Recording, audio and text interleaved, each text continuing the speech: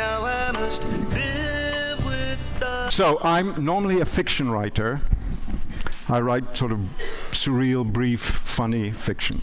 But I also wrote recently a memoir called Mess, One Man's Struggle to Clean Up His House and His Act. And what does it have to do with extinction? This. If I could retitle the book, I would call it Mess, on the Power of Objects and Memories and the Pain of Letting Go. Pain almost to the sense of extinction, and pain involving the loss of memories. So, why did I decide to write this book?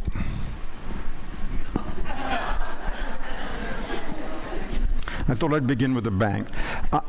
Very briefly, background. My girlfriend and I, Anya, live in New York and here.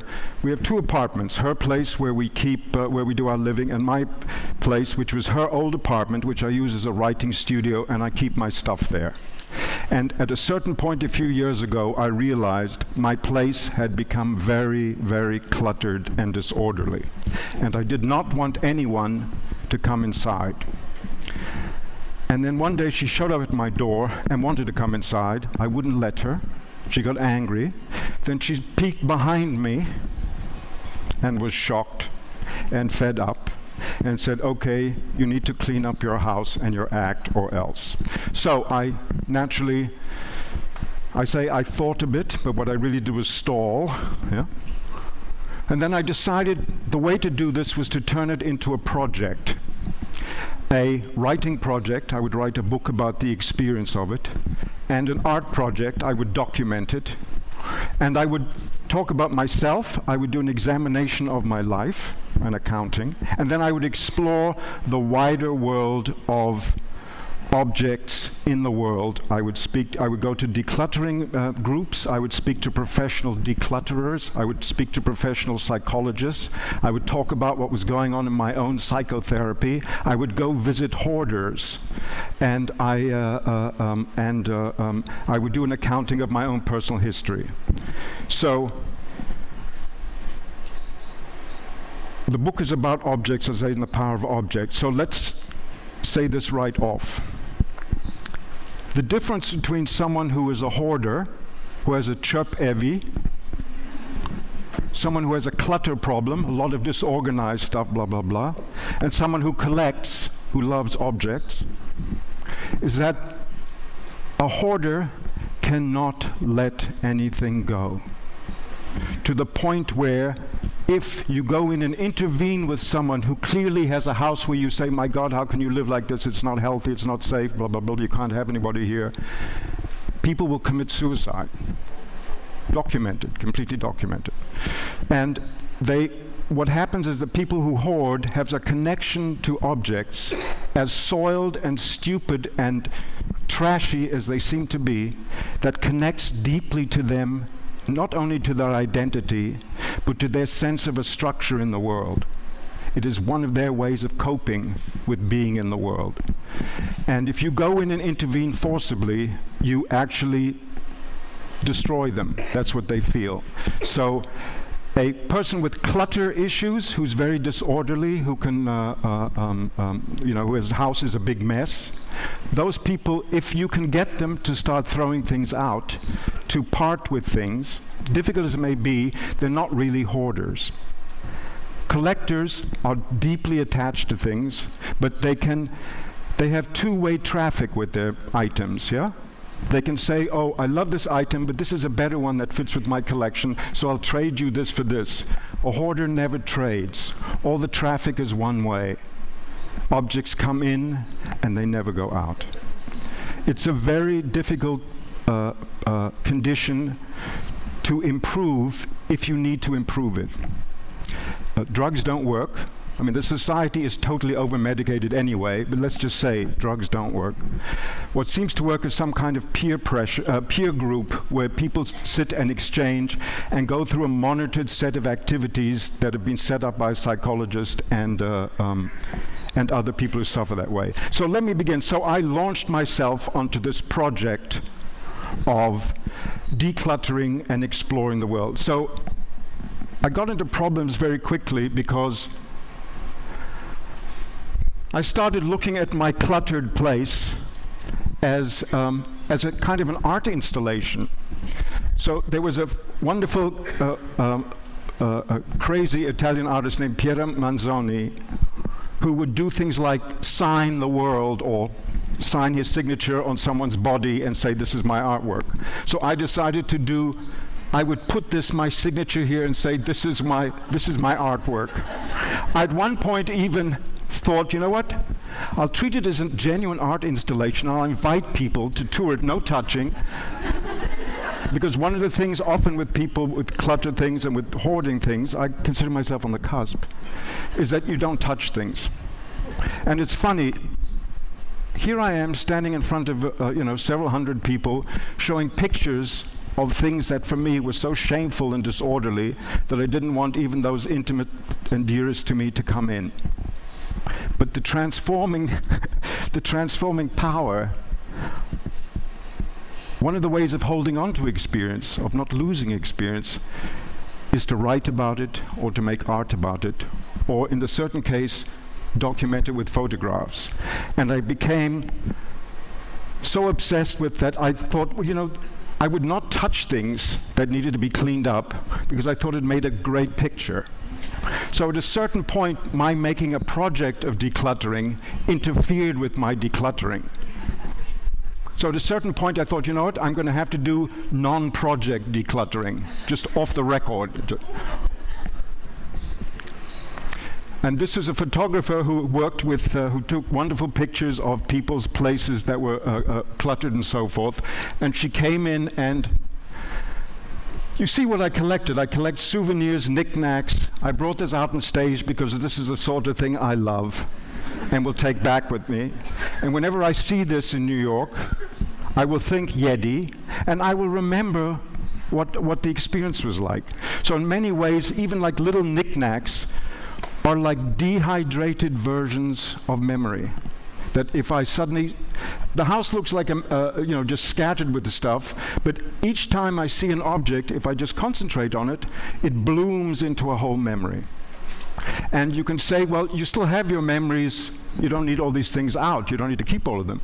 But if I hid them out of the way, my eye would never catch them. So what I have here is, the trouble with this obviously is that one becomes overstimulated. You live in an environment which has just tremendous resonances. What I discovered at the end of, I'll give it away, my thinking went, as I did this project, to finally thinking this: whatever the range of problematicalness is, there are certain people in the world who really love objects more than other people love objects. And there are certain people in the world who can tolerate disorder more than other people can tolerate disorder. There are certain people in the world who are more sentimental than other people are. And there are certain people in the world who don't mind a little dust. And other people say, and I'm a neat person. I just ran into this intense phase. And what I showed you at the beginning was when things had gotten very bad. And why had they gotten very bad, I realized? One of the things that makes people who have this tendency, let's say, to start hoarding, where things get out of control, is in response to trauma. People who hoard, who are much generally older and more intelligent than just the normal general population. They're not just crouched behind cranks behind grimy windows, not at all. They're very sensitive to objects and associations. But they report more trauma in their life. And one of the responses of hoarding is like nesting to protect against the memories of trauma. And I'd had something like that happen to me, and it's triggered off memories of my mother's death, which had been very difficult for me. And I realized suddenly I could not throw away cardboard boxes. They just seemed to pile up. It's classic. I couldn't throw away plastic grocery bags, the most evilly disposable thing in the universe, just piled up in my house. And I would reach to throw it away, and something in me said, that will make me less secure if I throw it away. But I'm happy to say it took a long time. The project I thought would be over in a year and a half. It took 3.5 years. But the cumulative experience of speaking to people, of going to peer groups, of opening up, and my girlfriend helping, got me going, okay, so this is what it looked like finally. And you see little Turkish memories there, yeah? Well, that's right. You're too kind. And the other thing I had to do for the project was to cook a meal for my girlfriend, which was a bit of a challenge because at the beginning my kitchen looked like a bombed out area. Not that bad, but close. And my girlfriend is a award-winning food writer, and her mother came to dinner also, and she's an accomplished chef. So this is me, and I will say that the dish I cooked was actually very good. It was a penne with country ragu from Bon Appetit online. And my girlfriend's mother paid me the ultimate conflict. She said out loud to Anya's scandal shock, she said, I prefer your pasta to Anya's pasta. There's a lot of treachery in Russian families. So I just want to say, this person here is named Langley Collier, and he's a pair of brothers, the Collier brothers, who are the most famous hoarders in New York history. They are the people that are cited as, when there's a hoarding, they had like 30 tons of rubbish stuffed into their house in Harlem. It's amazing. In doing the project, I suddenly found photographs, me there, that look exactly like Langley Collier. I was researching in an archives at Columbia University, and I think I swore. I went, oh my God, Jesus! So I just want to say, there's a haunted element to this too, no? Okay, so this is me going along. This is not my place. This is me going along on a cleanup of an elderly man who was a hoarder. And I went with this group here are called Disaster Masters. And the leader of them is this old dude who is the most foul-mouthed person you ever heard in your life. But anyway, so other writers with clutter issues, I just wanted to touch base on it. This is Ryszard Kapuscinski, the great Polish travel writer. This is what his conditions are like where he works. He's not a hoarder, he just tolerates this sort of stuff. I contacted his biographer and I said, may I send you pictures of my disorder and see how it compares to Mr. Kapuscinski's disorder? He said, okay. So I sent him the pictures. He said, oh my God, yours is much, much worse. No. This is a famous paper hoarder. This is Ernest Hemingway. Ernest Hemingway, the master of the stripped down sentence, right, was a paper hoarder. He could not let anything go that was paper. So he had magazines just stacked. He had what's typical for a hoarder. He had valuable things, documents, checks, whatever, mixed in with old birthday cards, with old hunting licenses, with outdated stuff, because it was on paper, and he hung on to it. And this is taken in his finca, his ranch house in Cuba, which we visited. It didn't look this way. He was a collector too, but people who visited him, the stuff has just come out recently, and I wrote a piece about it after my book came out. He collected, he was among stacks of stuff.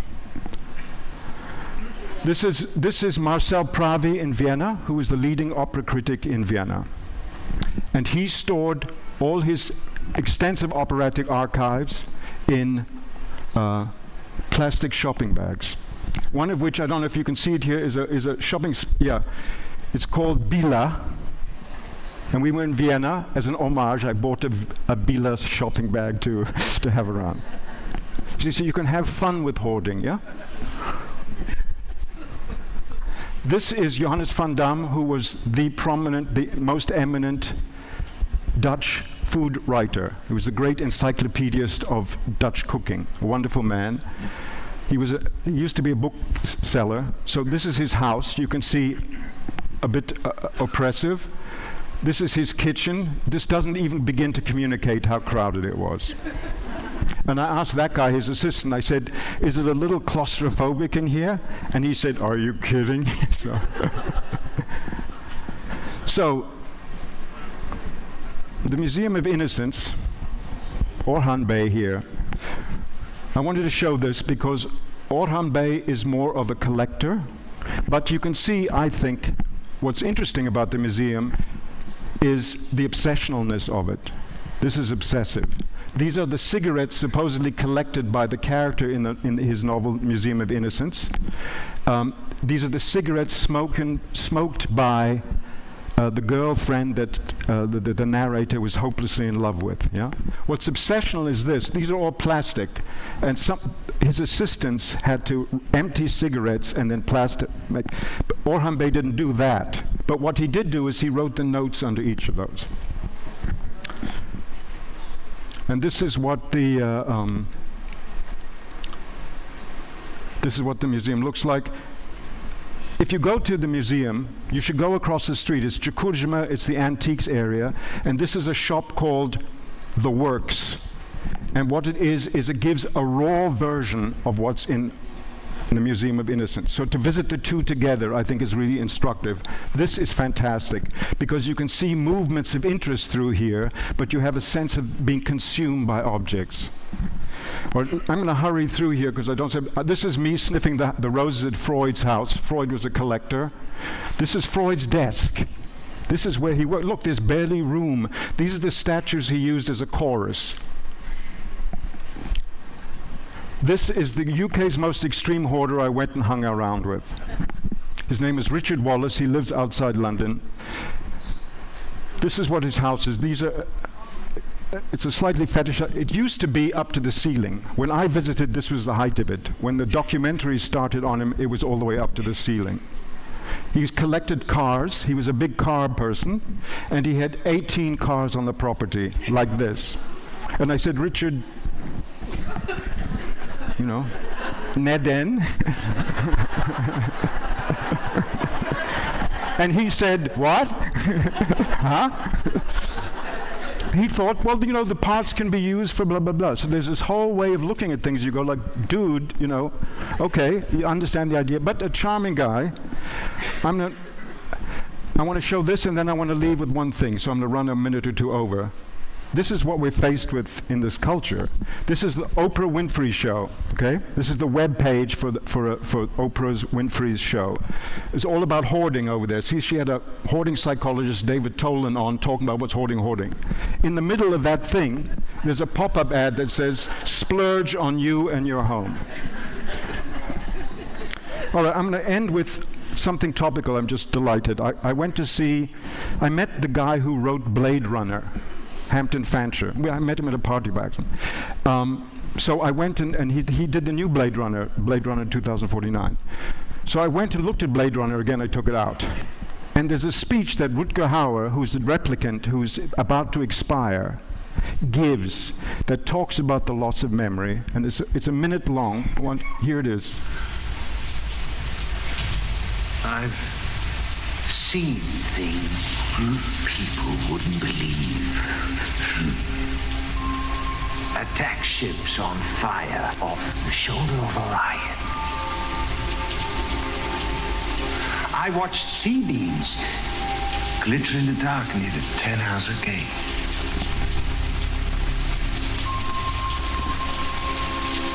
All those moments will be lost in time, like tears in rain. Time to die.